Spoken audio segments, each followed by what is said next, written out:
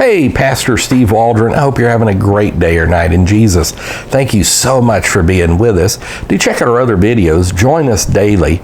Subscribe, hit the bell notification, and share with your friends, family, church family.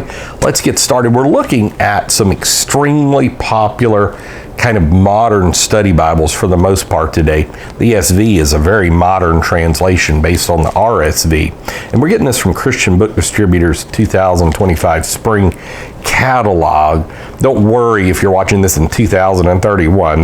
Most of these are still going to be in print, Lord willing, if the Lord tarries, which he may not. So the ESV Study Bible, a lot of people, this is their favorite study Bible. A lot of people that don't even like the ESV like this study Bible. And it does have a lot in here.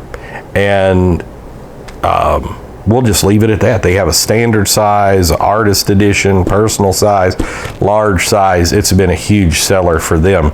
Then the ESV Reformation Study Bible. Again, I think Sproul had some things to do with this, which I'm, in a sense, a pretty big Sproul fan. And even though I would have some huge doctrinal differences with him on several things, I really appreciated what he said. I appreciated his thinking, his teaching style. And the ESV Reformation Study Bible Condensed Edition, which that's good too, comes from Reformation Trust, because some of these will actually have like QR codes that you can get the rest of it online, kind of things. But of course it's going to be from a Reformed tradition, and so there's just going to be some things I'm not going to agree with, but some of the conservative looks at interpreting scripture, preaching, primacy of preaching, and all that I will. The Quest Study Bible, I remember when this came out, I think in the 80s, when I was in Bible sales, and it was kind of cool. There wasn't nearly the selection of study Bibles as there is today. And you know, the Quest is a lot of questions, and some people liked it, some people didn't. I think it originally was called the Serendipity Bible, but you'd be surprised, even though that was a decent seller, how many people, and probably including me in my early 20s, didn't necessarily know the entire definition of serendipity and serendipitous and all of this. And so it's put out by Zondervan, book introductions, on and so forth. Basic study Bible prices and all of this. And then the big monster in the room. This is really what put modern translations over, really did, was the NIV Study Bible.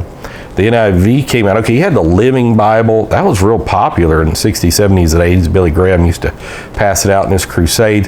NASB was considered more like upper crust academics. It never was getting more than 4 or 5% of the Bible market. New King James had come out. It kind of flopped. It was getting like 11, 12% of the market. And I wouldn't necessarily call that a flop, but I mean, it just didn't take off. It didn't take over the King James. And then, but the NIV, and I think one reason the NIV took off like it did, of a few reasons, but one is when it came out with a study Bible with it. And it just, because back in those days, you had the Ryrie, you had the Dake, you had the Schofield. You just didn't have a lot else out there. You had the Open Bible. There was still a huge independent Bible industry.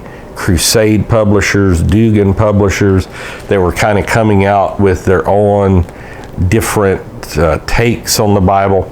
And this NIV Study Bible, our classic center column reference, notes at the bottom, fairly conservative. You know, believe it or not, reading through it later, I was shocked kind of how liberal it really was.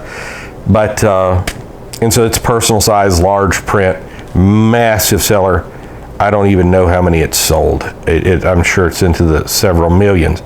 And then another personal favorite of so many is the Thompson Chain. Zondervan bought this from Thompson Chain. B.B. Kirkbride has upped the publishing, all this, updated it. It had gone through 5 editions till Zondervan got it. Now, some things like they've taken out the archaeological section, I think, which, and I understand why, but a lot of those archaeological finds are timeless, and they really could have left that in, I think.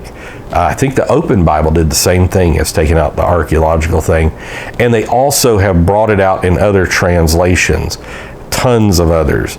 So like the NASV 1977, the 1995, the ESV large print, NKJV, English Standard Version previous edition, King James, of course, King James large print, King James handy size. The print's just too small for me, and the large print, the Bible's too big.